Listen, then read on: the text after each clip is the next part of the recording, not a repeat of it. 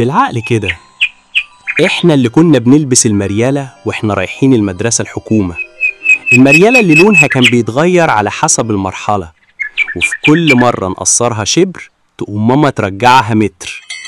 احنا اللي كنا بنستأذن علشان نبري القلم بره الفصل، كنا نعملها حجة واحنا اصلا خارجين نشم شوية حرية.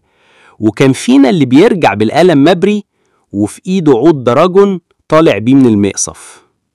احنا اللي كنا في عز الخناقة نقول لبعض اوعى ترمي الشنطة فيها كتاب دين يا جدع. كتاب الدين اللي كان دايما لونه غامق وكأن عليه هيبة من السما. احنا اللي كنا نكتب اسمنا بالقلم الجاف على جدول الضرب ونعلقه جوه الدرج كأنه وش الخير.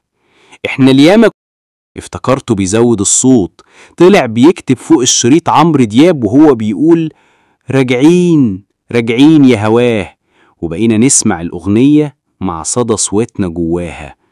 احنا اللي كنا نستعير شرائط عبد الحليم من خالنا ونرجعها متفركشة ومخرومة ونقول له أصل الكاسيت كان بيشد يا خاله. احنا اللي كنا نجيب اللكلوك البلاستيك ب20 قرش ونجري بيه في المطر وهو يعمل وصوت رجلنا أعلى من صوت الحصة كلها.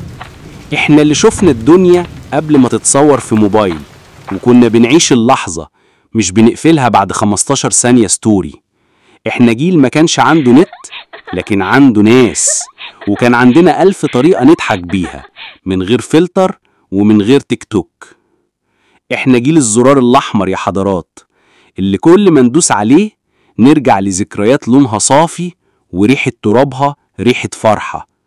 وبالعقل كده لو الزمن بيرجع كنا اخترنا نعيش نفس الحكاية بس من غير ما نكسر الكاسيت.